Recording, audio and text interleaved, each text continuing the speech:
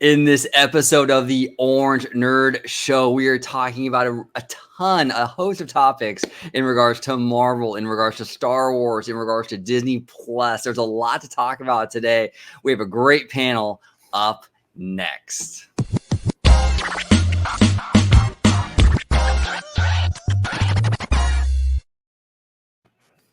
Welcome to the Orange Nerd Show. So the Orange Nerd Show, for those of you not familiar, is everything except the theme parks. We really dive into the film and TV and streaming side of this industry, nerd culture, and it's a good time. It's a good time to kind of break away from the parks and talk about some other stuff, right? So I brought a fantastic panel with me today. I'm going to start off with Mr. Jay. He runs a channel called the Story Geeks. Phenomenal content. Jay, welcome back to the channel, man. Oh, it's a pleasure to be here. Always fun to talk to the Orange Grove 55 crew. Now that we're doing the Orange Nerd stuff, I'm into it. I love it. Thanks for having me on. Awesome. It's a pleasure having you on. If you can let everybody at home know where they can find you on social media, YouTube, all that good stuff. Yeah, for sure. So most of the channels you're going to find me at The Story Geeks. On YouTube, you're going to find me, The Story Geeks, youtube.com/The Story Geeks. And we basically are talking about and digging deeper into as many stories as we can. So this year we've talked about Tokyo Vice. We've talked about Winning Time. We've talked about Kenobi. We will be talking about Stranger Things, just digging really deep into them to understand what the story means to us, what it means to our guests, and trying to figure out how these things shape culture in a way. So that's what the Story Geeks are all about. I'm a writer, so I'm into that kind of stuff. Awesome. So like I said, I'll have the links down below. Give this man a subscribe. He does phenomenal content from a really interesting perspective. Because like you said, Jay, you're like your writer, so you come at it from. You did a great video just the other day, actually, about what makes Darth Vader scary. Oh yeah, I'm thinking about breaking that up into a whole series. By the way, phenomenal stuff. Check them out. Thank you so much.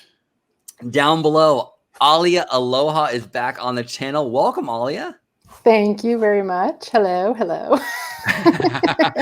It's a pleasure having you back on. If you could let everybody at home know where they can find you on social media.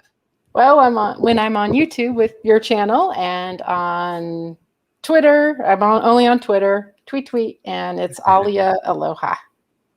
Nice. Perfect. Give her a follow. Give her a follow on Twitter. She's amazing. She does a lot of really like the angles that Alia comes up with. And some of these stories blows my mind. Like I analyze stuff, and then Alia comes at it from a totally different perspective, and it always blows my mind. So definitely give her a follow. She's awesome. All right.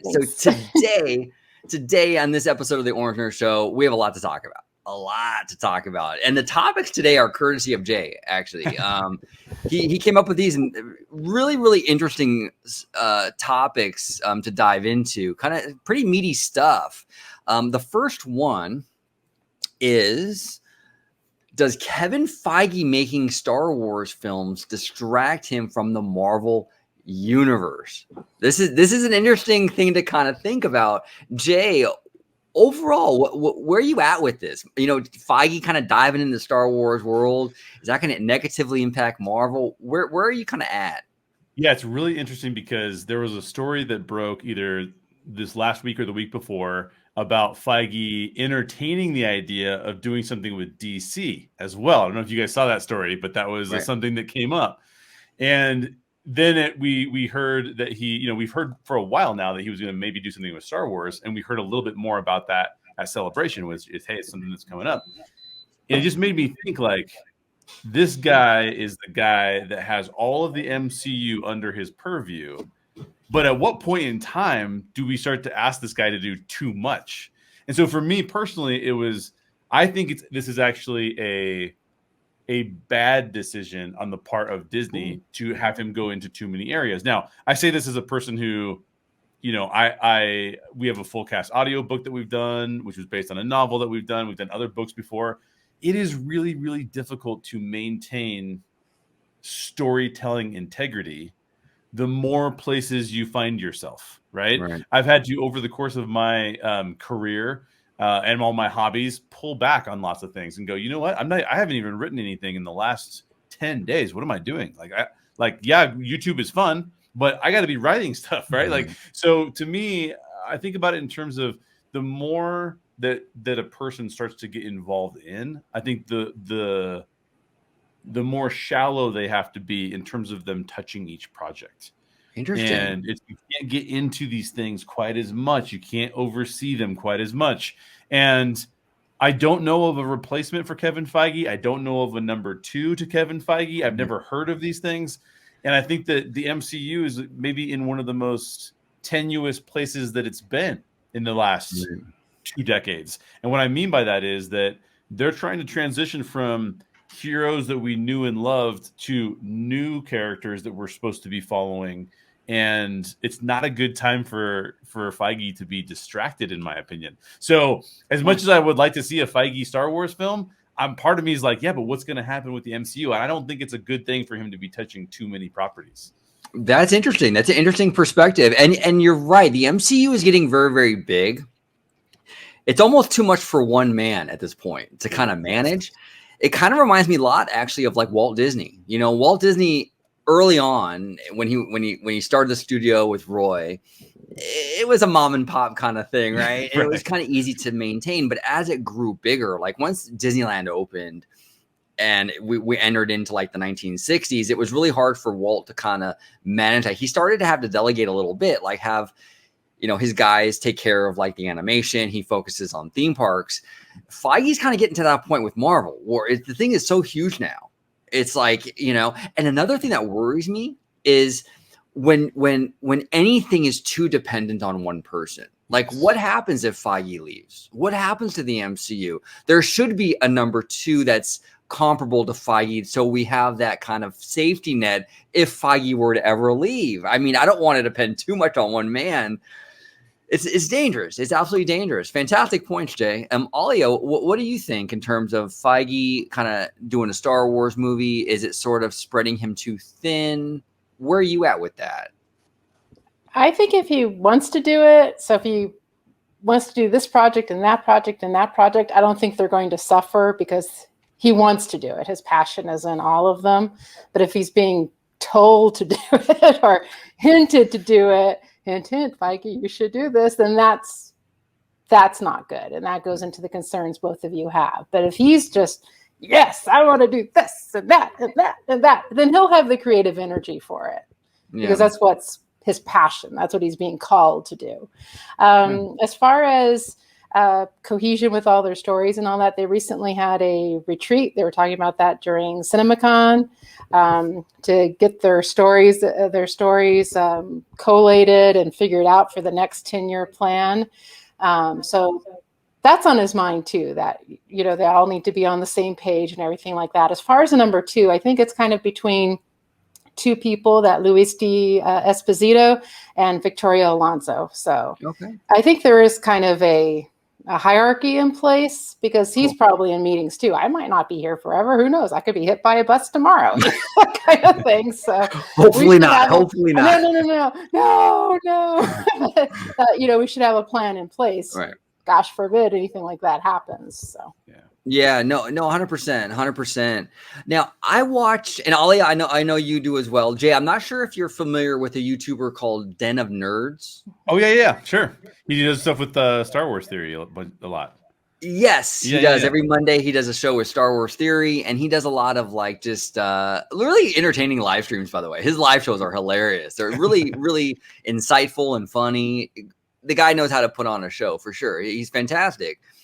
But he did a video the other day, and it ties into what we're talking about right now. What I'm going to do is I'm going to play, it's a quick little clip. I think it's only like a minute. And it relates to the whole Feige Star Wars thing and kind of like the rumors that he's hearing. I'm going to play it. On the other end of that clip, we'll talk about it. Cool. Yeah, but what if I told you I heard that this movie might never be made and that there's a real effort by Kathleen Kennedy and company to prevent Feige from succeeding with his friggin' Star Wars movie. And the rumor is that after initially greenlighting the Kevin Feige Star Wars movie and being really excited to collaborate with him, Kathleen Kennedy has now come to a place where she thinks if Feige comes over and just makes incredible Star Wars that much more of the fan base connects with, it will make her look bad, and therefore she is actually uninterested in getting his help or having him come over and make Star Wars content. And if this is true, it will be the biggest L ever held by Kathleen, which is really saying something. Imagine living in a world where the greatest producer ever is working at the same company, or maybe not the same company, but a company owned by another company that you also work for. You yourself refer to the man as an anomaly, right? She said that in the Vanity Fair article. This prodigy producer loves Star Wars more than the property he's already creating and making a huge global success. And your brand is struggling, could use freshness, and he wants to come create content for you, and you decide that's not good for your own personal brand, and so therefore don't do it. Okay, so this is an interesting person. This is interesting. So basically, Josh was just saying, like, what he's hearing is that Kennedy doesn't really want this to happen because, hey, look, I mean, she understands. Like, she's not 100% loved by the fandom. There's some people that love her, but there's a lot of people that don't. You know, compared to Feige, who's kind of universally loved. You bring Feige in, right? It's a risk for her. And I never really thought about this until I saw Josh's video, and I think it's an interesting point to make. You bring Kevin Feige in, and if he crushes on a Star Wars movie, the narrative will change completely. It'll be like, well, why is Kathleen even there? Like, if Feige crushed it on this thing, why not just have Feige run Star Wars? So I can see why. And this rumor might be false. In the video, he even says that. He says he's not sure this is even true, but that's kind of what he's hearing. But I can see it maybe being true just because it makes sense. If I'm Kathleen Kennedy, right, and you bring this guy in, well, that could be your job. Like, if he comes in and crushes, it's risky. What do you think, Jay? I mean, this is an interesting kind of like theory, kind of rumor that Josh was kind of talking about. You think it's possible? Kennedy's like, no, Feige, stay away, because if you crush it too hard, well, then my job's in jeopardy. You're going to make me look bad, right? Yeah, well, so the first thing, Josh's video is hilarious, and the whole deep fakes with putting Kevin Feige on everybody is phenomenal. So props. You put that in everybody, Ray, everybody. I was just like, oh my god. It was everybody. It was everybody. So props to Josh for a really funny video. I feel pretty strongly about this take. Kathleen Kennedy has one of the best resumes in Hollywood. She does. Go look up IMDb. Kathleen Kennedy is doing just great. Most of the people who criticize Kathleen Kennedy have done nothing. just to be fair. So I'm sort of a defender of Kathleen Kennedy. Now, do I think that she's made all the right decisions? Yeah. I don't think she's made all the right decisions. Agree. Because we saw what happened with the sequel trilogy. There was Force Awakens, really different Last Jedi, really crazy Rise of Skywalker, right? So that wasn't fantastic. However, Kathleen Kennedy has had a great track record in Hollywood. Would she be nervous about Kevin Feige coming on? Well, personally speaking, I don't think so. And here's why. Because I think that Kevin Feige is only good for Kathleen Kennedy. In other words, Kathleen Kennedy is not known to be the overarching story person who's saying, let me just tell you how like Indiana Jones should go. And let me just tell you, she's not that kind of person. She's more of a person that says, what do you need to make these films? And I happen to have the funds. And do you need a star? I'll go talk to the star. She's not a person that's going to be saying, no, we really need to make the story do this or do that. That's what most fans think of her, but most fans think of her that way because she's the money person. And so she's at the top of Lucasfilm. And Kevin Feige is not necessarily that particular person. He's more of the overarching story. He's pulling from the comics. He's making sure that fans are satisfied. Kathleen Kennedy, in my opinion, doesn't get involved in those type of decisions. So I think that Kevin Feige only makes Kathleen Kennedy look better. And if she's looking to exit, which she's talked about in the past, I'm not going to be at the helm of Lucasfilm forever.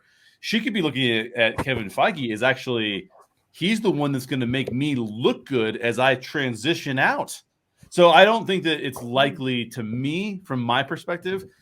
We like to say these things as fans because we like to wonder, why did a story go wrong or go bad? And as a person who's been involved in lots of stories, some of them which have gone way off the rails, it's usually not this vindictive, like this person has a bad attitude. Sometimes it is. The WB has a really bad track record in that regard. But a lot of times it's just the decision that was made here, or the constraints that we had over here, or the money that we lacked to be able to pull something off, or the time that we lacked, is what actually causes these things to kind of go sideways. So I think Kathleen Kennedy probably would love to see Kevin Feige come on board and do some Star Wars films. So I would disagree with it overall. Interesting. Alia, what's your take on that clip? Where you stand with this one? Big picture, I agree with Jay. Just being devil's advocate. If the rumor's true, though, that just goes to show that Disney's not pushing for this to happen. They're just kind of like, you two kids figure this out. The corporation with, Kevin and Kathleen. And this might then be a test of how much Kevin really wants to do it. How much he wants to, as Josh put out the press war, how much does he want to play the game? So yeah, it's fascinating. It's absolutely fascinating to watch this all play out. And I'm really, really curious, if the Feige Star Wars movie actually ends up happening, I think the jury is still kind of out on that. Like, they say it is, but we don't really know. We don't know, I think. And I'll be very curious to see what he does with Star Wars. That would be interesting. Yeah. And there's a lot of, you want to talk pressure, man. Feige, that's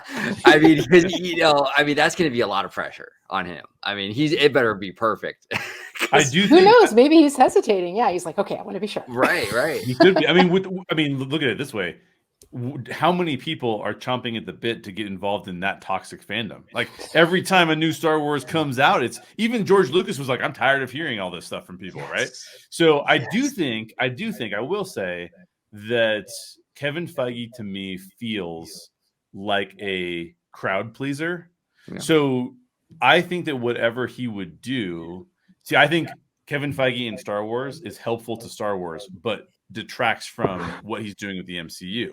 Right. So for me, I go, well, would I rather have Kevin Feige on Star Wars, or would I rather have him continue doing Marvel? At this point in time, I'd rather have him continue doing Marvel and get some new voices into Star Wars. But I think Kevin Feige would probably do a really good job. And I think it would feel very Lucas-y, which Lucasfilm, I think, probably would like to a certain extent. So I don't know. We'll see what happens. We'll see what happens. And you bring up a good point, Jay. Like, through this whole streaming thing with Disney Plus, Lucasfilm has really cultivated a lot of great talent.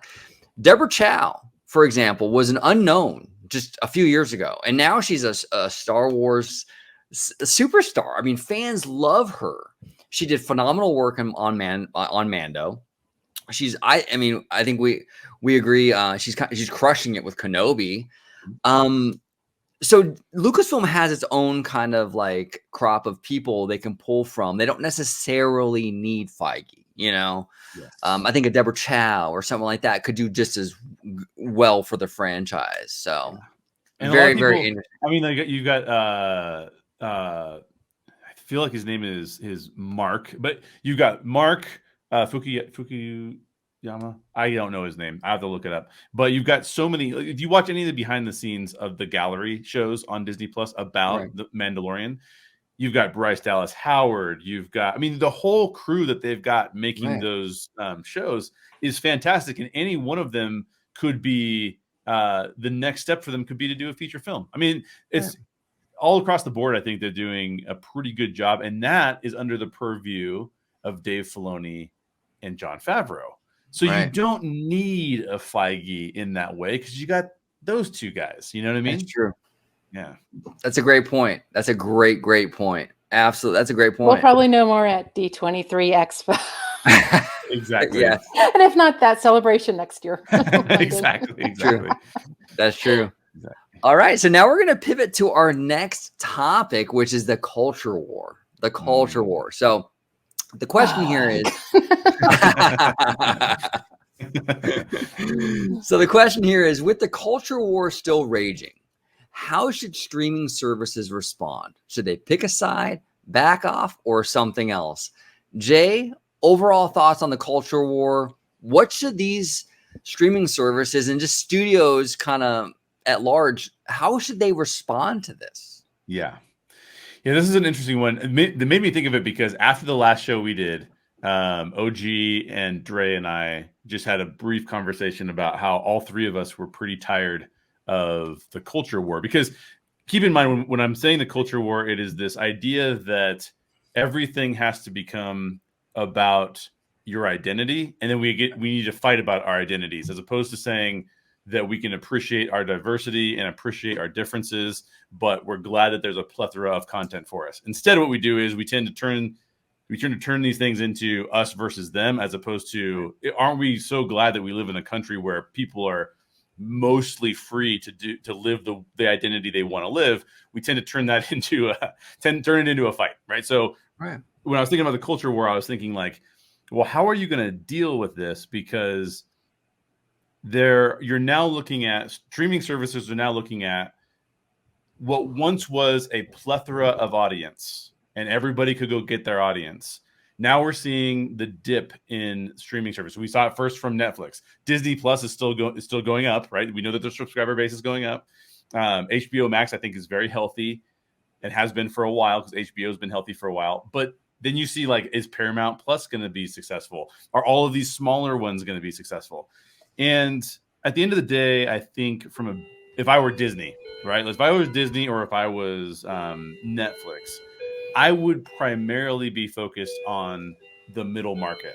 And I would try to remove myself from the culture wars, because I don't think it's actually healthy to fight that battle. What I would do instead is I would say, let's take the middle market and let's play on either side of the middle market to an extent, right?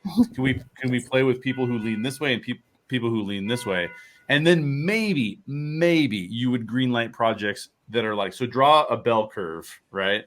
And maybe you would greenlight projects on far ends of the bell curve, but you would do so with limited budget. And it wouldn't be major releases for everybody. It would be very specific releases for specific targets. And we would just say, look, that show is not for everybody, but we do want to appreciate these fans every now and again. So that's for these fans. But for the most part, I would stick to the middle market and try to avoid the culture wars at all costs, because it only makes, it used to be that it was like, hey, look, we could be this or we could be that. Now what's happening is, as the country keeps dividing and keeps becoming more and more pushed towards extremism, there's a bunch of us in the middle ground there that are like, can we just stop doing that? Because I don't want to fight. I have friends on both extremes, and I don't want those relationships to be damaged.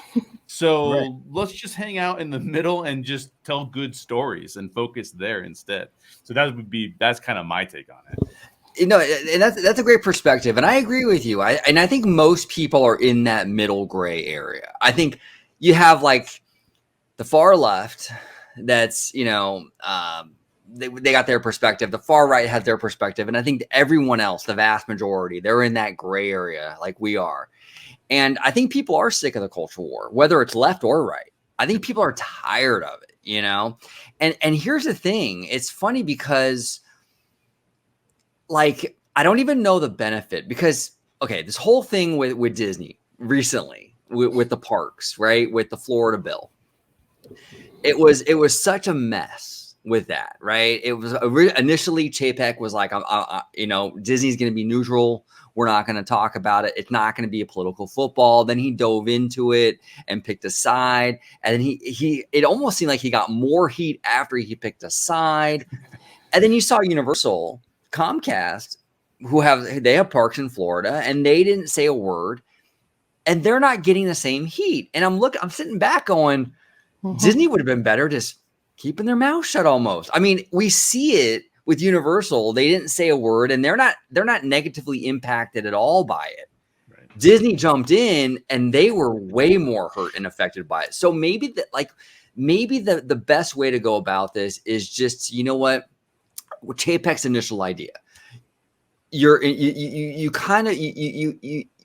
add the inclusiveness and the story, the cultural and all that through the content, and then keep like the openly political tweets and PR messages. We support this bill. We support that. You know, the political stuff out of the equation. You know, if Disney, if they want to be more inclusive, then you just make content and tell those cultural stories, and that's where it's, you know, that's how what they do. That's their lane. That might be the better option than diving into this political battle and pissing off one side or the other. You know, they're not making anyone happy. Like the left, even when Disney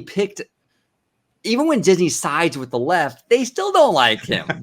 Disney, Chapek, they're still mad at him. Like, what do they gain from it? Nothing, you know? So it's really a risky game they're playing, and I completely agree. I think they should really kind of stay out of it. And the other thing, too, that's really tough, and I kind of feel for Bob Chapek on this, is that Bob Iger really set that ball in motion, because he was head first into that, right? Mm-hmm. And now it's really hard to kind of undo that. Chapek tried, he got a lot of heat. That's another thing, you know? So it really is a mess, but I do believe that most people are in that gray area, and I do believe most people are sick of the culture war, and I really do hope that we come out on the other end of this and we can just enjoy content, all of us together, again, no matter what whatever political side you're on. It's exhausting. So we'll see. But Alia, what do you think? The culture war, should these streaming services, should these studios kind of dive into that? Should they stay out of it? Kind of where are you at with this? Well, I think initially with the culture war, Disney was worried about, Chapek was panicked about losing valuable employees, creative employees to competitors, when I think that's mostly why he took a stand. He was receiving heat from employees, activist employees. But in a lot of ways, the competitors now have made it easy for Disney not to worry about that anymore. Netflix came out with that statement that if, you know, right now we're just going to focus on the middle, or we're going to sometimes, you know, make something for this crowd, sometimes make something for this crowd. If you don't like it, we're not the best place to work at. Universal with being silent. So the activist employees really don't have anywhere else to go, truthfully, without looking like hypocrites. So Chapek now really doesn't have that to worry about anymore. As far as consumers, I agree. They should just stay pretty much in the middle. Moderates veering to moderate liberals or moderate conservatives, but just try to please the moderates. The best way to see what they're into would be, don't look at, for example, Twitter or anything like that, any type of trending. The best trending to look at is Google Trends. But if you really want to find things out, hire a polling firm, a reputable one, do internal polling, focus groups, but no more of going by what's trending in Twitter, or if there's anything like, because that's mostly liberal or anything like that for the right side of things. Just focus on the middle. And I agree, maybe make a production here and there for either side, but the general audience are moderate liberal or moderate conservative. Yeah, no, I completely agree with that. I think the general audience lives in that gray area, and a lot of people just, hey, you know, they want to put Disney Plus on for their kids while they're cleaning the house or something. You know, they're not into the whole like, well, that movie is woke or that movie's racist. And most people don't get into all that. Most people are just like, hey, this is for, I'm just kind of watching it with my family, or I'm putting it on in the background while I'm doing chores or something, right? And that's that gray area. I mean, the success of Top Gun Maverick is showing that. That's just, you know, and I know the conservative media is trying to say, this proves us right. But no, there's elements there of liberalism too that appeal to liberal audiences. It's doing really well with the international audiences. Holds are really great, even almost better in international. That would not happen if it was very USA. So there's more to it. There's a mythic thing going on and all that. But to me, just the success of Top Gun Maverick just shows just people what things kind of in the moderate, liberal, moderate, conservative wavelength, and they're good. Yeah, and it's just weird how things they jump on things. There's that recent reputation poll where where Disney did fall a lot of places. But then when you saw who number one was Trader Joe's. So it's obvious it was not a conservative poll. But the conservatives were like, ha ha, see?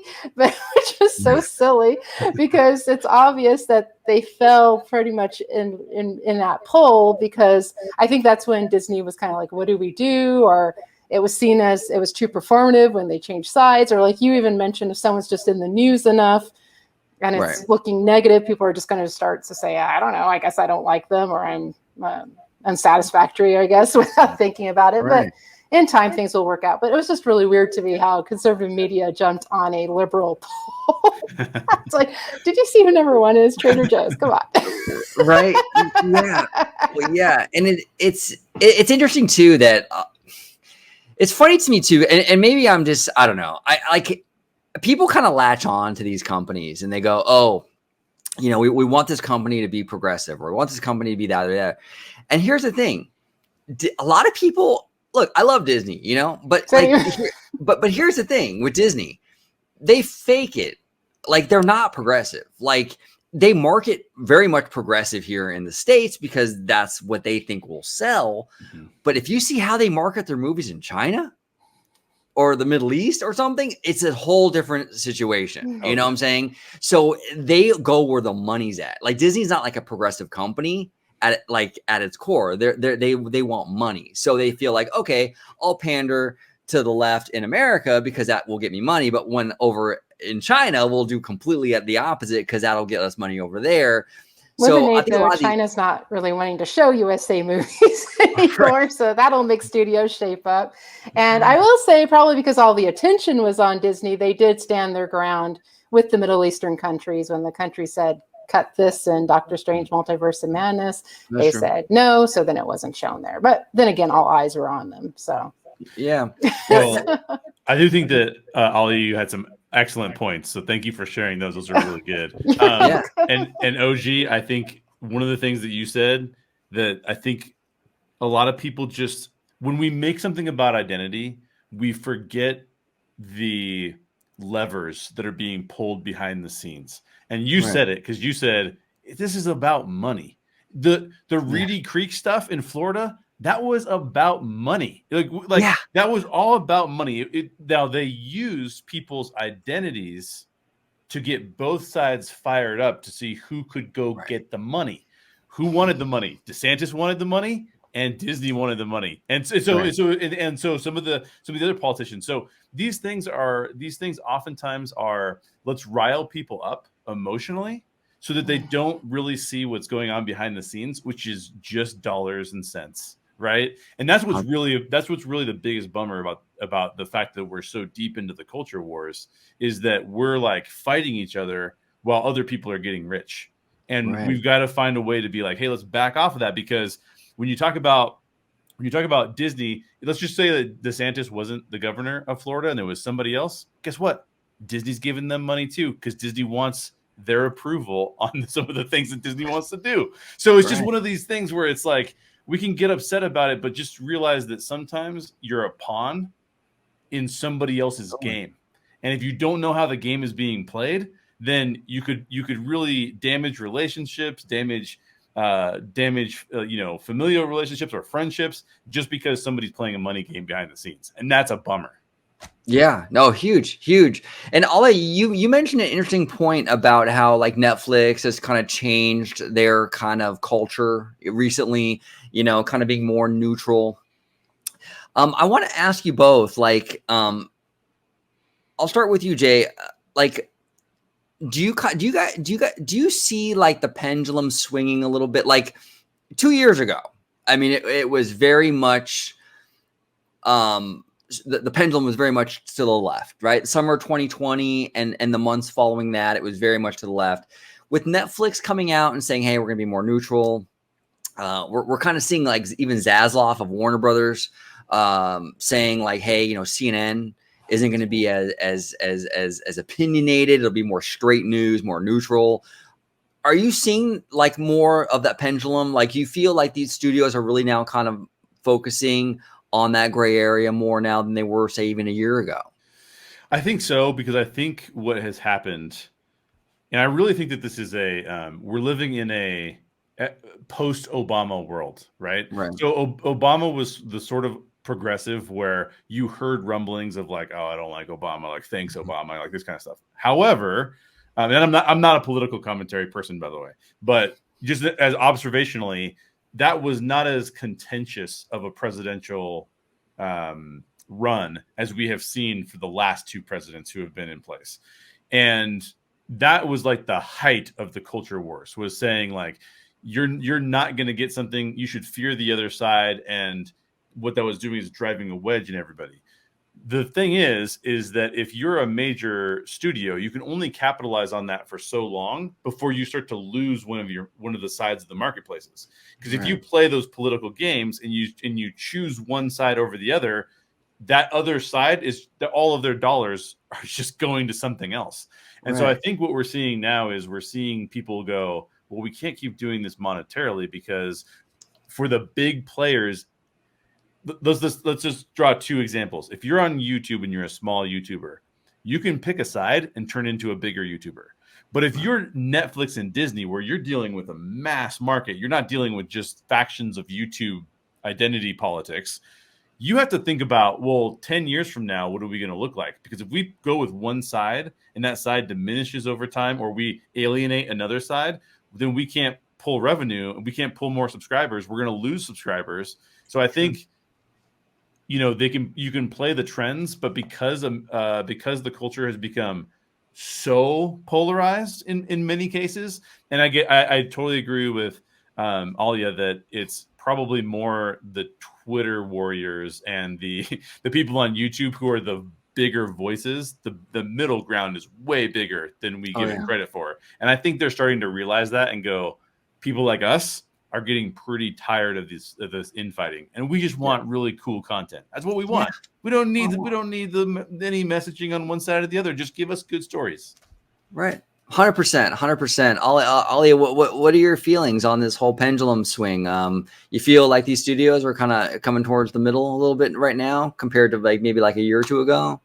Yes, I think it's going to get, in the moderate, conservative, moderate, liberal, and circle, Venn diagram.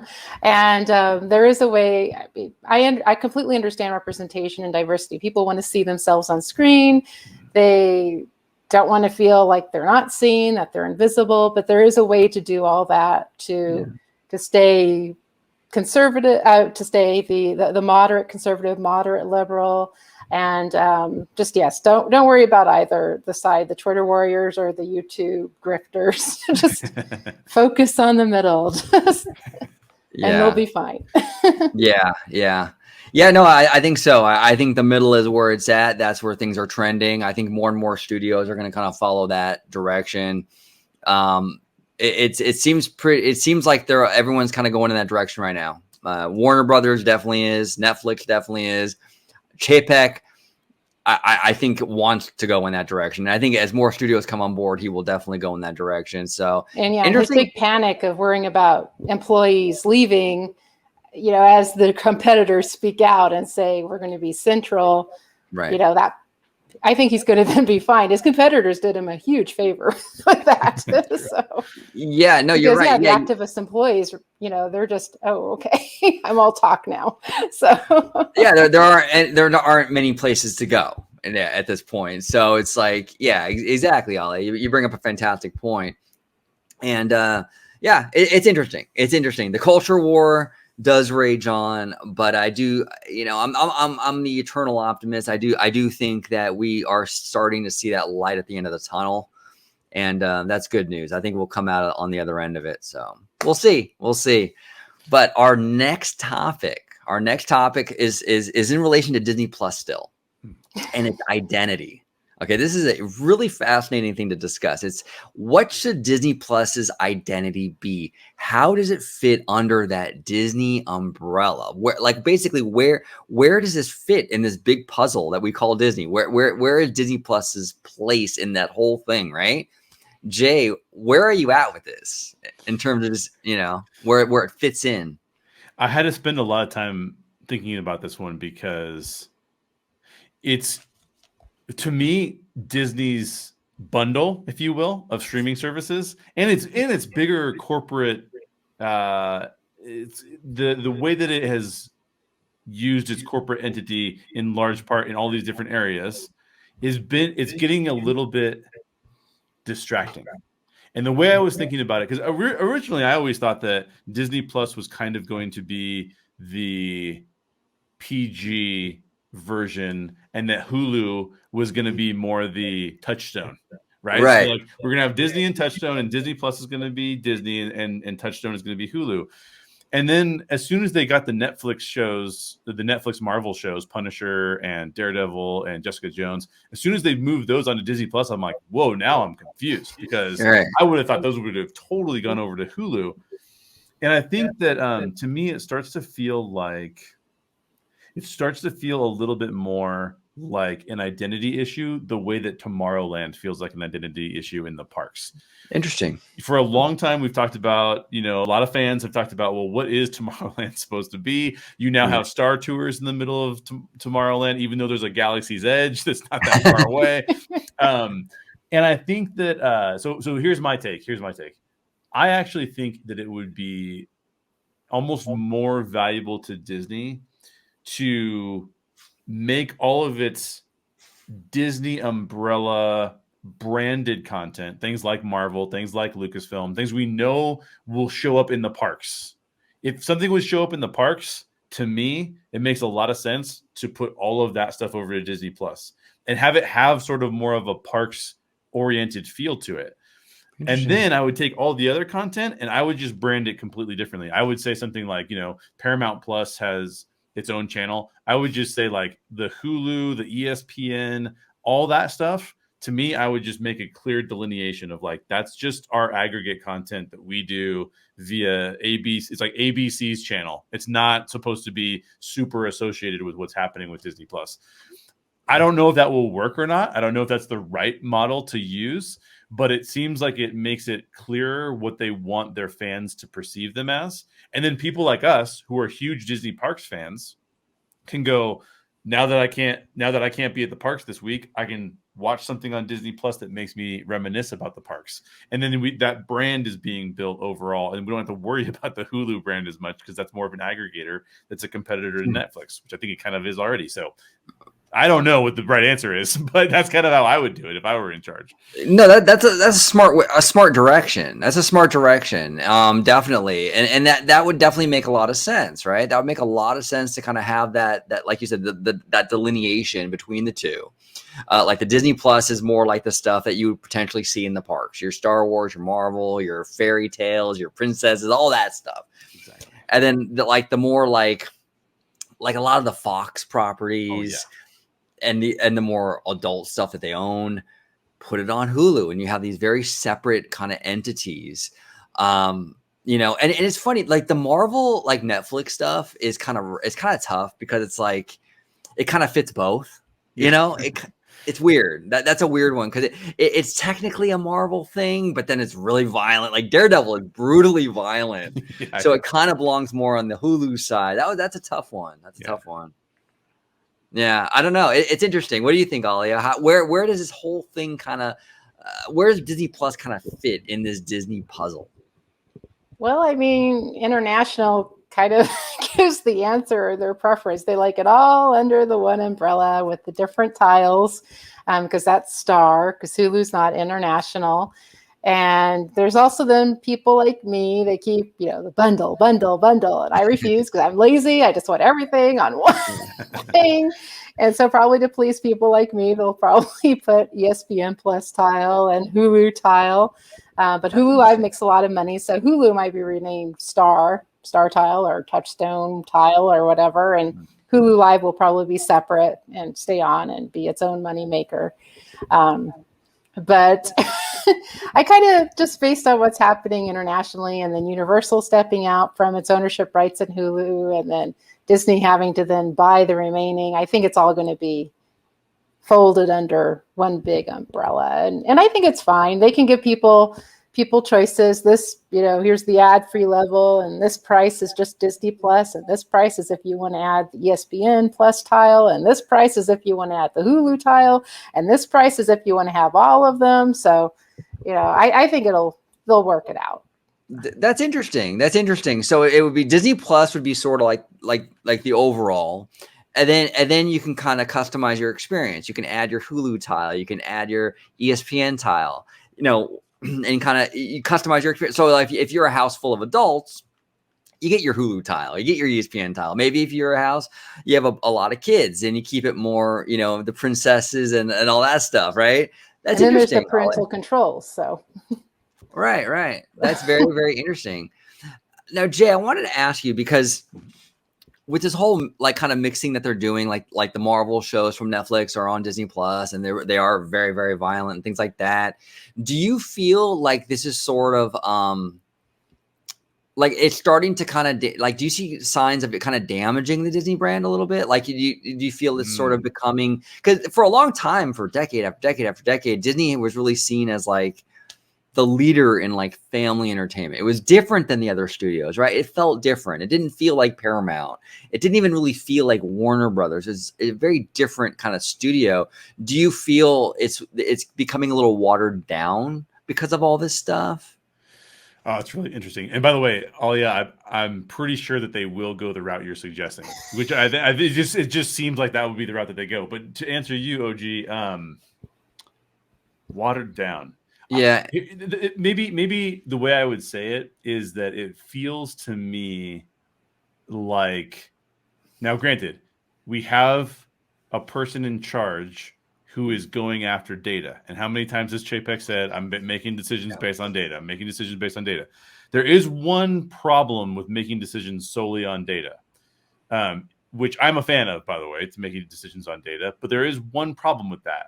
And that is that the alternative is to go and say, we are going to have a brand identity. The brand identity is X. And now we make decisions based on data.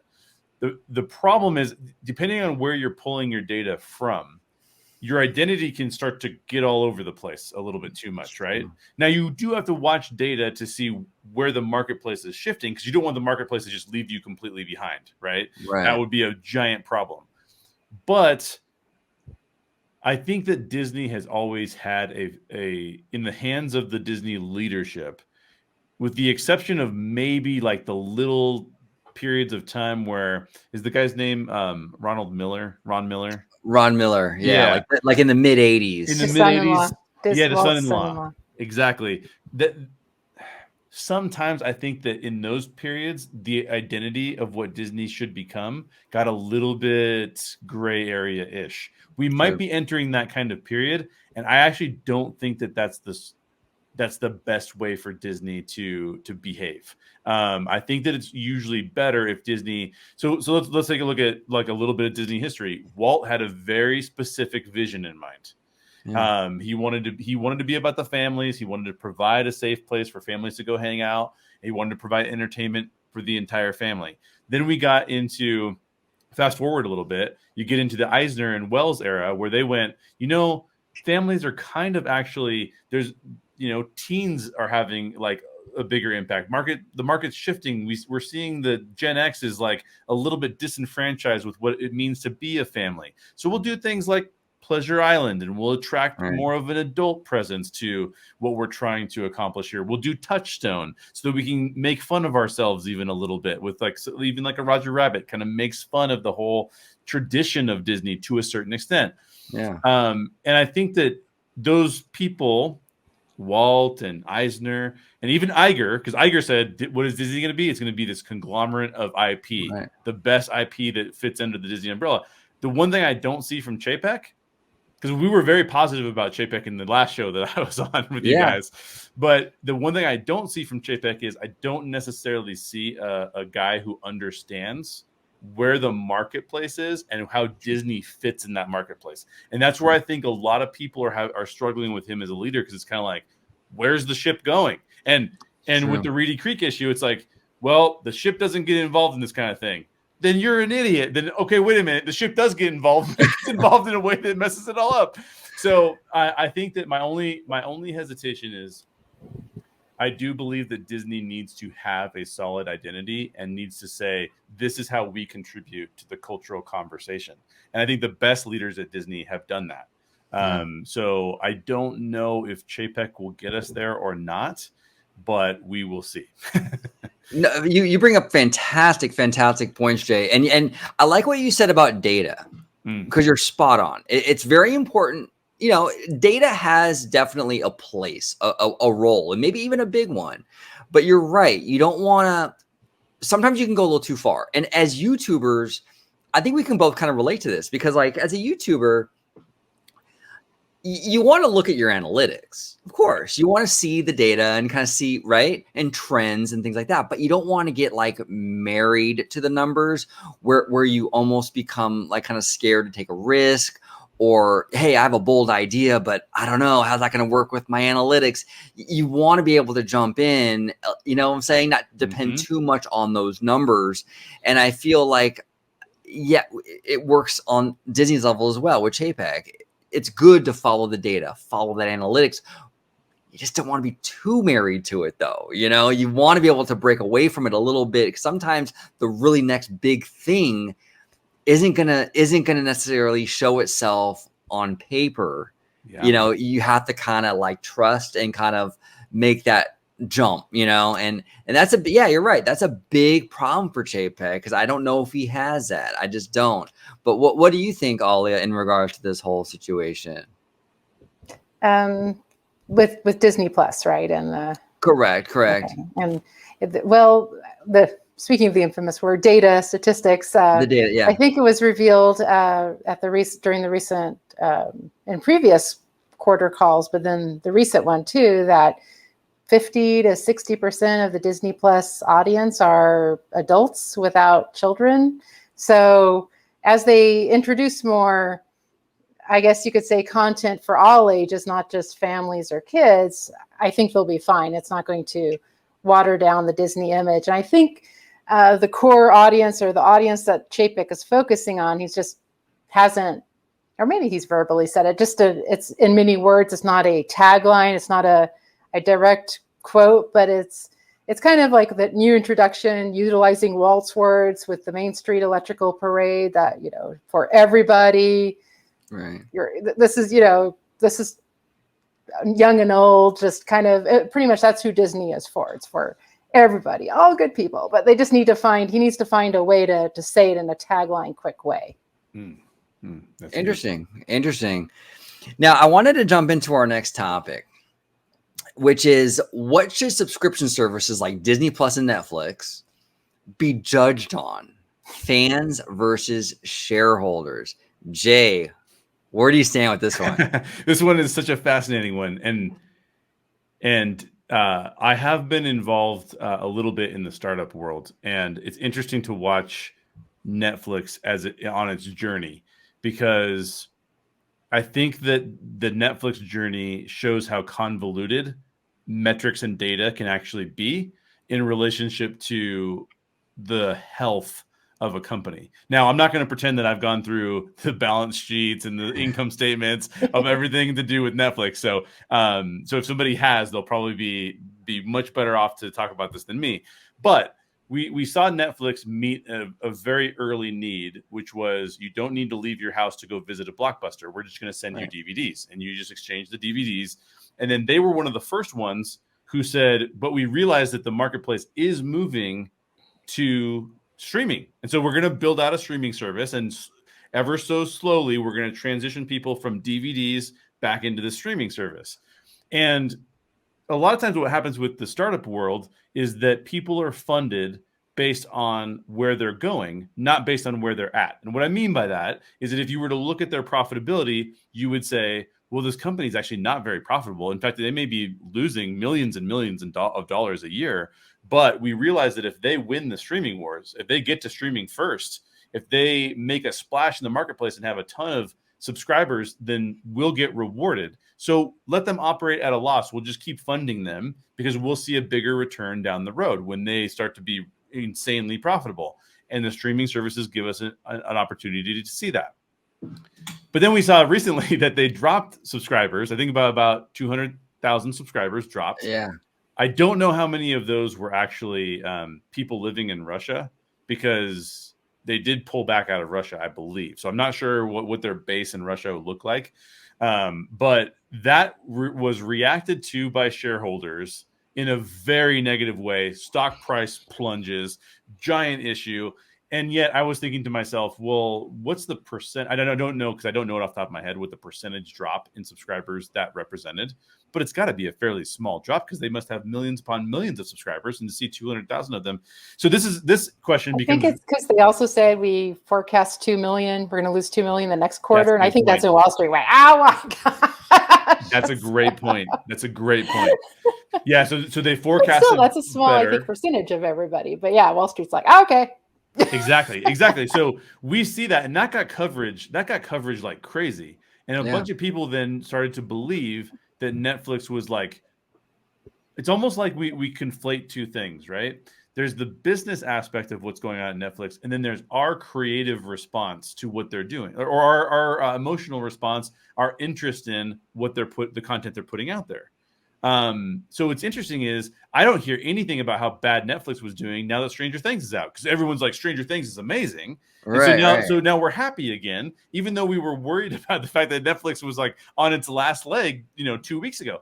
Right. So I think that we need to, I'll just speak for myself. I think as a fan of a lot of the content that Netflix has produced over time, I think they did some really great series. I'm a huge fan of Stranger Things.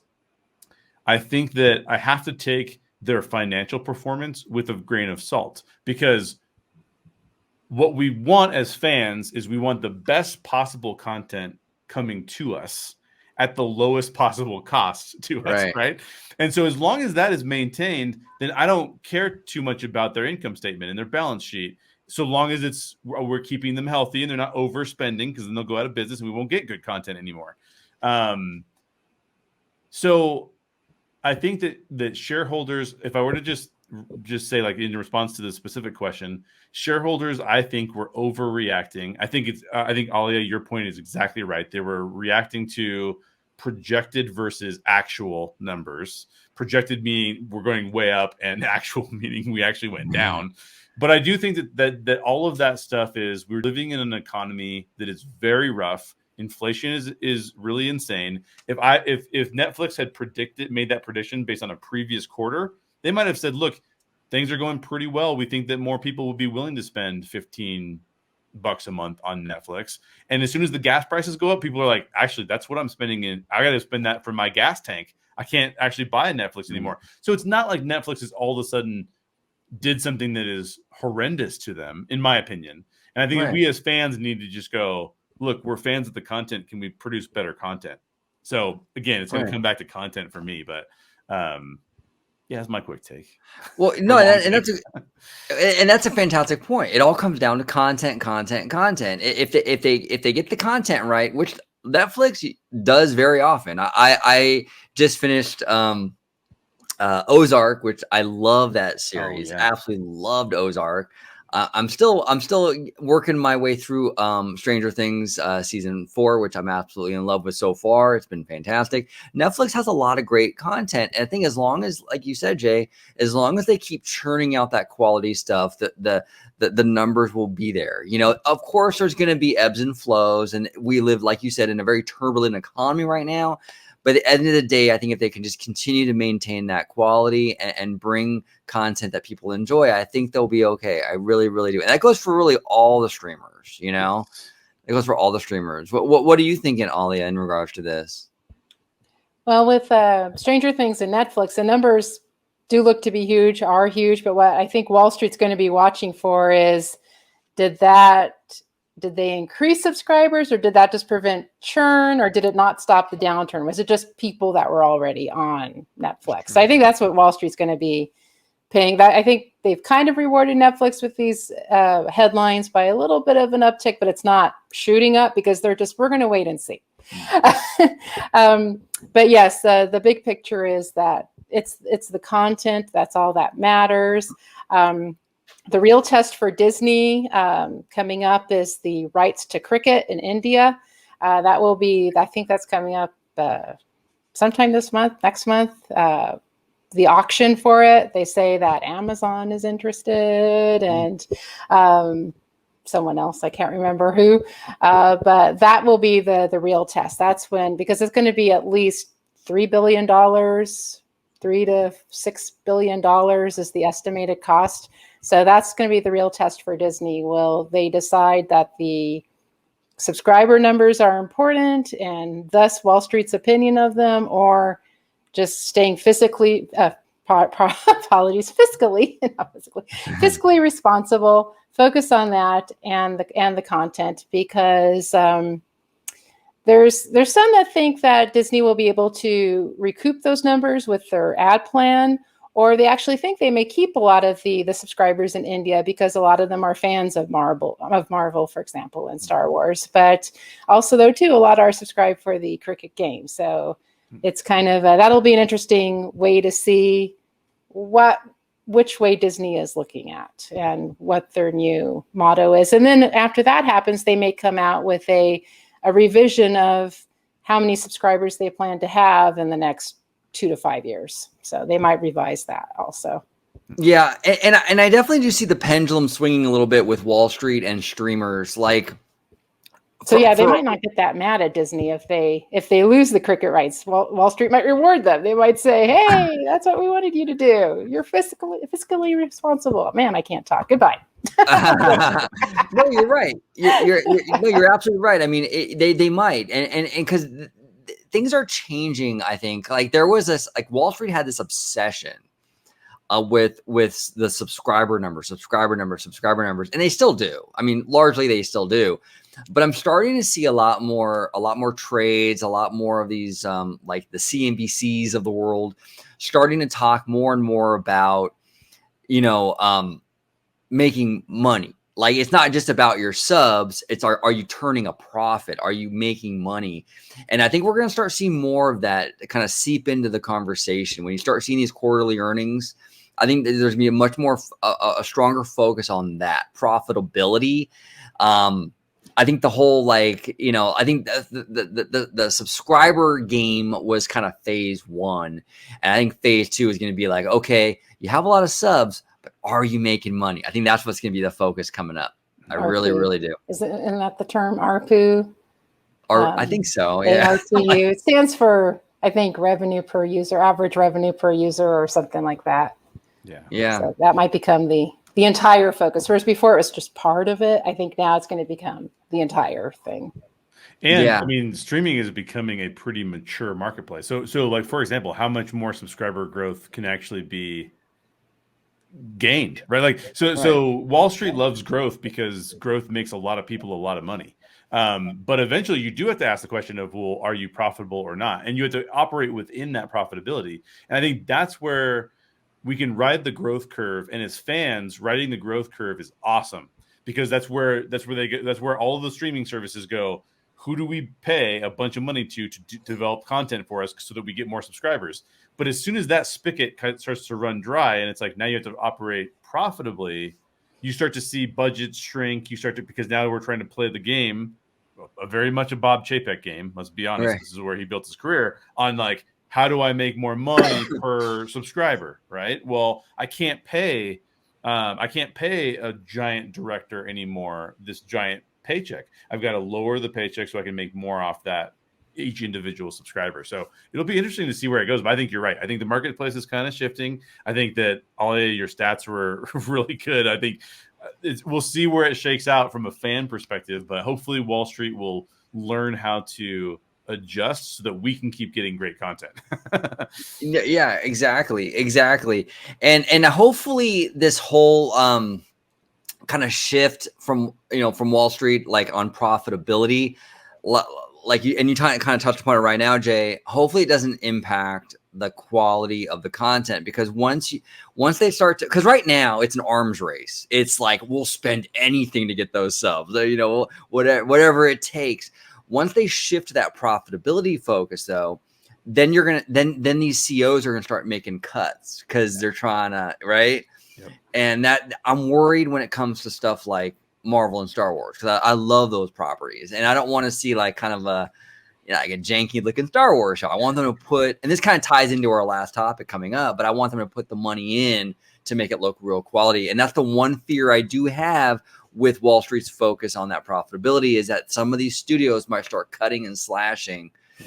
and then we start to see a dip in that quality. You know, Well, and something we Netflix haven't is- seen yet.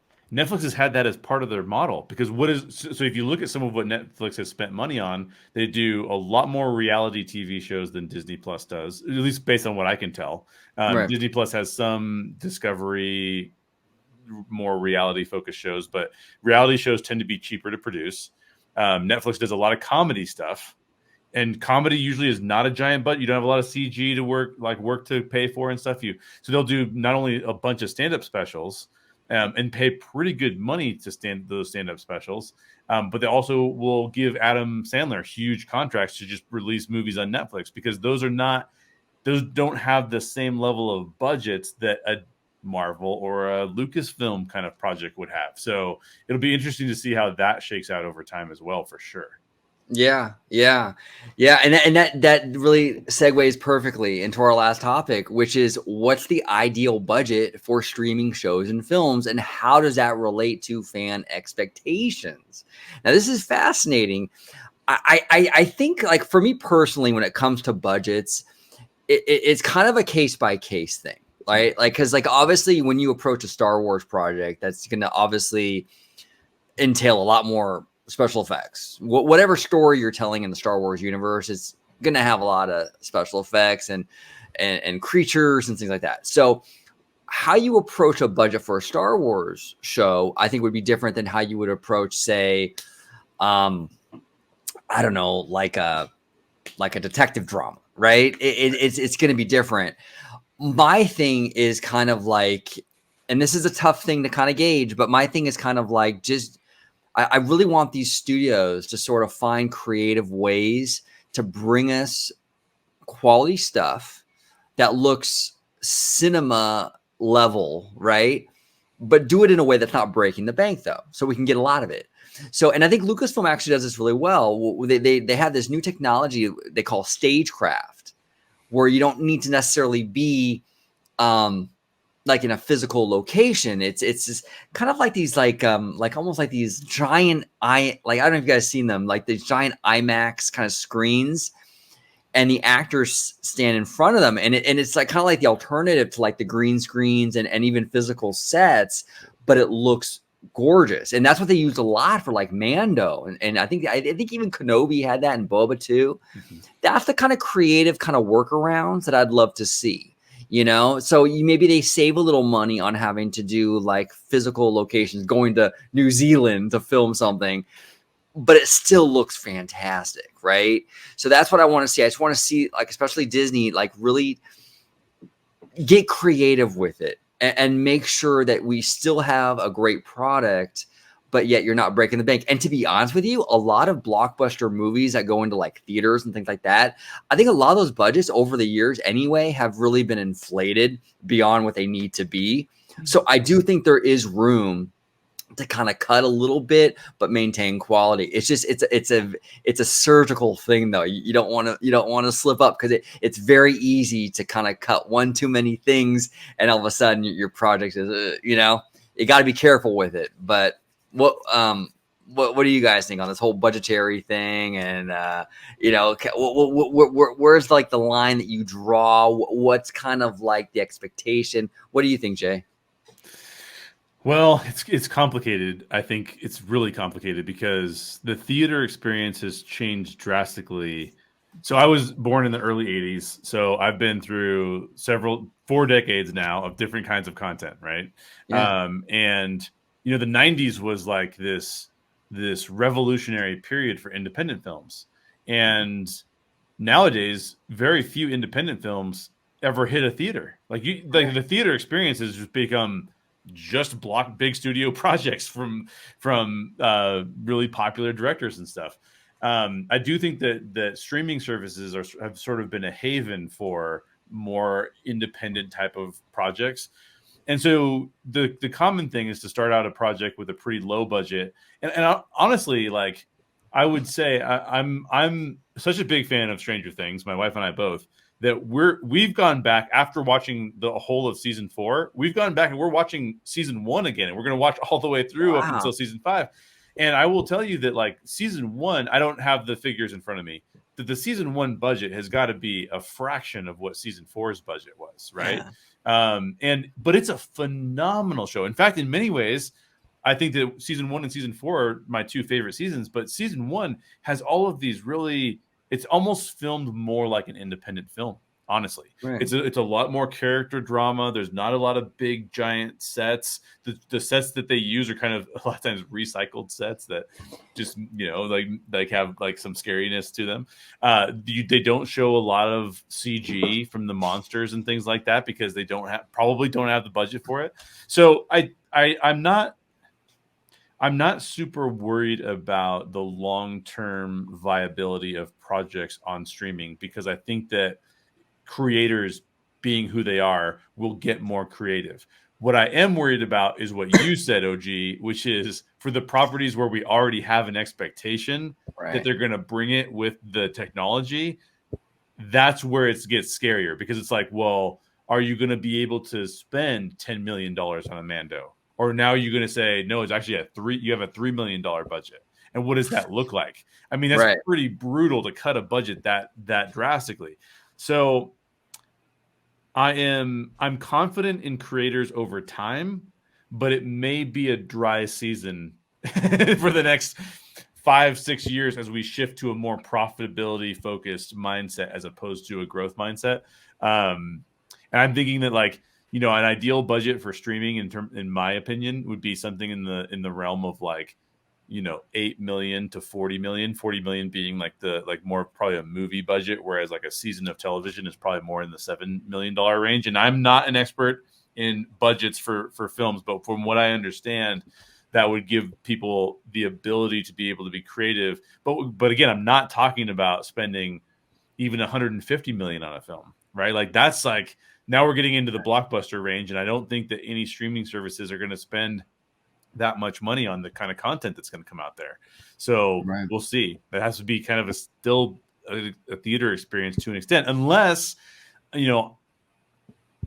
if they were willing to do 150 million, $200 million budget films, I would be willing to get a discount, but pay for those like early releases. That would be like, hey, look, it's going to be in the theater, but we're also, because we produced it as the streamer, like Netflix, we the streamer produced it, we're going to release it on Netflix and in theaters, and you would still might have to pay a little extra because we're not playing the subscriber game anymore, we're playing the profitability game, so you got to pay a little extra to access it early. But I would probably do that in a lot of circumstances too.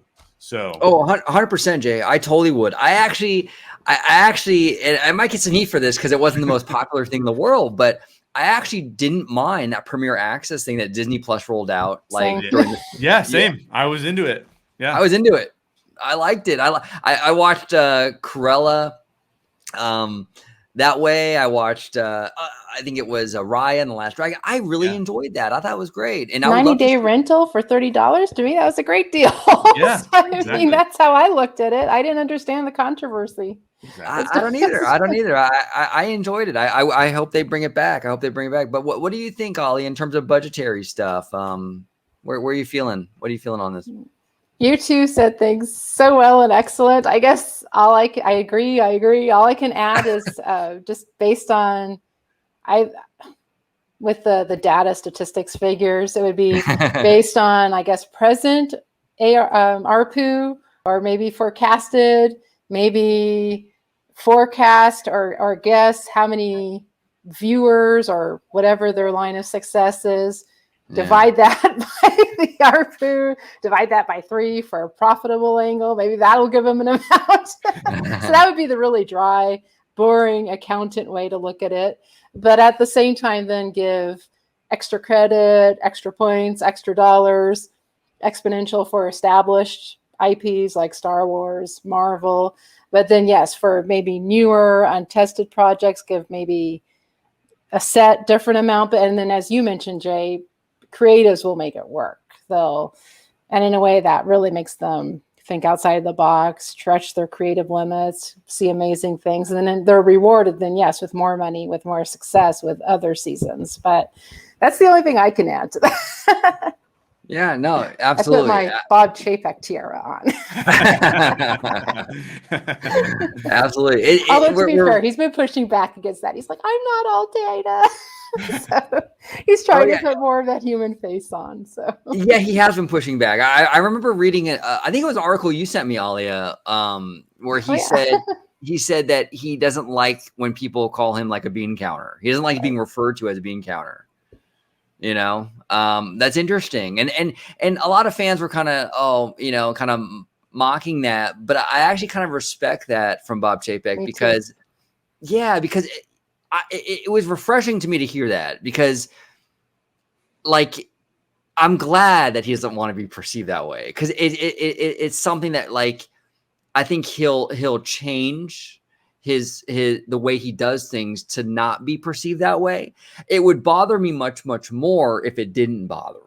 If he was fine with that moniker, that would freak me out. The fact that it really bothers him that he's called that, I think that's very telling. I think that's telling in a very good way, actually. You know, it's not who he really is. He doesn't want to be that guy. He doesn't want to be like Mr. like, like Scrooge McDuck, where he's like penny pinching. He wants to be the guy that gives us quality. He doesn't like that bean counter name, and that was actually for me when you sent me that, Ollie, I was like, oh, that's actually really good news. I thought so, at least. I think he said, I have thick skin. I can take it. Tell me all the criticism you're reading about me. Give me a report, because there he is with data. And then he's like, I'm going to review it and see what's fair or what I can work on, because we have seen him working on things. You can tell a difference with public appearances and things like that each time, and you do see an improvement. He is trying. So he is. No, he absolutely is. Absolutely is. I want to ask both of you this, and this is kind of veering a little off topic, but it's still in the realm of what we're discussing. But it's been a concern of mine with Bob Chapek since the beginning. He's been now a CEO for, wow, it's been like 2.5 years, right? And we hear a lot of, he's had like a lot of these little, not little, pretty big fires to put out with ScarJo, and then with the park stuff, the Florida bill, and all that stuff, right? But we don't really hear a lot of the more day-to-day stuff, how he's kind of running the company, right? Because it's like, I want to know, is he meddling? Is he kind of telling, is he sitting at a table with Feige and telling Feige, no, I want this in Doctor Strange because it's good for merch sales or something, right? I want to know that. Is he meddling with the creatives, or is he backing off? Now, from what I can tell, the fact that we haven't really heard of him meddling kind of indicates to me he hasn't been meddling, which is good. But what do you think, Jay? Is this a concern of yours regarding Chapek? What do you think 2.5 years in? Where you stand on this? That's a good question. I haven't thought of this before. But I will say, to follow up on that last conversation you were saying, the job description of a Disney CEO or a Disney president should basically be run a business extremely well, but act like you're not running a business. Right? Like people don't care. The fans don't want to know you're running a business. I mean, the three of us are fans that care about that kind of stuff. But for the most people, they don't care that you're running a business. They don't want to know that you're running a business. They want you to feel like we talked about last time, Uncle Walt, you're Uncle Walt. And so you're going to, Uncle, I didn't realize that Uncle Walt charged me, $10,000 to visit his house, but it was fun while I was there. So I ignore it. But in regards to Chapek and whether or not he's getting involved, here's my guess. For a leader who is very interested in data, and I remember there was one of the financial meetings where there was rumored, at least I think it was reported on, I don't know if it was true or not, but Iger kind of came after Chapek a little bit, and Chapek was like, no, we make decisions based on data, right? And for a person who makes decisions based on data, that to me speaks to a more analytical individual. And I don't think that analytical individuals, I don't think they like to put themselves in a place where they're making decisions on creativity. Instead, as a leader, a lot of those kinds of leaders will say, look, you can do whatever you want to. I've given you a budget. I've given you you have an IP to play with. Make that IP result in more viewers, happier viewers. We can measure those things. As long as the measurements come back really well, I don't get involved. If the measurements start to come back and the measurements aren't great, I probably don't get involved. I probably replace you. So that's my kind of feeling for how somebody like Chapek probably runs the company. But Interesting. It would just be pure speculation.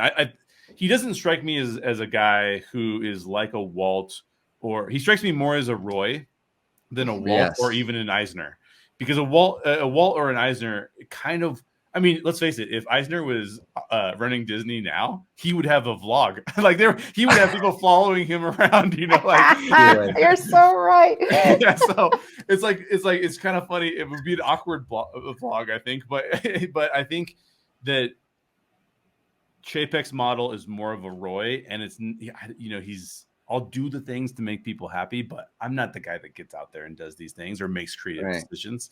So that's my assumption about how it's being done. That's good. I hope so. I think that would be the right approach for him. Definitely. Absolutely. Alia, what do you think? Is Chapek meddling with the studio side, all this stuff, or is he largely hands off and just say, hey, I'll give you the money, just give me a bigger bag of money in return? Basically. There's no rumors or whispers about it, so I think he is hands off. I completely agree with how Jay described it. I think his only idea or his only way of being creative involved was how each department, you could say, has their own story group, or each vertical has their own story group, etc. He came up with that idea where all the verticals meet with each other, kind of bounce things off of each other. I remember that rumor. That was even in a news piece from a trade. So I don't know if that's gone forward or anything, but that was his way of, I'm not going to meddle, but I think, you should help each other. So if you have a question, or maybe it's a directive, each of the verticals need to meet and explain, this is what this story is, or in a test screening, we had issues with this. Do you have any, our group decided this, do you agree? Kind of that way, then they're outside of it. They're not really personally involved. They're just giving their own creative idea and helping each other out with all their projects. I think that was his idea of how to be creative involved. So and that kind of still not, I don't want to do it, but you guys do it. Yeah, I love that cross-pollination is very important for creativity. So that was actually a very solid idea. If that was Chapek's thing, that was actually pretty solid, to be honest. Yeah, that even models a lot of what has made Pixar a really, and if you guys haven't read Creativity Incorporated, you would both love it. It's a book by Ed Catmull, one of the founders of Pixar, and it's about the journey of Pixar and some of the techniques they put into play. That because they were a very unique movie studio, they could do things that people filming in live action could not do. And one of the things that they did was they implemented a model where they would say, you're now the director of this project. It's in your hands. Tell the best story you can. But they had a storytelling brain trust that person would come and meet with the rest of the brain trust, and the brain trust would give them ideas, tell them where the movie wasn't working for them, and they could go back and adapt it, because they were filming with things that could be changed relatively easily with 3D animation. And so that model, I think, is such a fantastic model. It's so good to hear that Chapek is actually trying to do something similar with the different verticals. That's a really strong leadership move from his standpoint. Yeah. 100%. I want to thank you, Jay and Ollie, for coming on today. It was a lot of fun. We dove into, Jay, these were fantastic questions. Absolutely fantastic. I mean, we dove into some great stuff today, and I had a really good time. If you both can let everybody home know where they can find you on social media, YouTube, all that good stuff. I'll start with you, Jay. Yeah, first of all, thanks for having me on again. Absolute pleasure. It was fantastic to podcast with you and do the stream. Thank you. I love the insights you were able to bring from some of the stuff you've read, which is fantastic. So you can find me personally. I have a Twitter account where it's at JAYSHERER, Jay Shearer. It sounds like Shearer, but it's just Shearer. You pronounce it Shearer. So you can follow me on Twitter there, or check out the Story Geeks. The Story Geeks is where you will get a lot of our storytelling, a lot of my storytelling insights. People come on OG came on just the other day. We talked about the storytelling insights of Kenobi episode 2. It was really fantastic.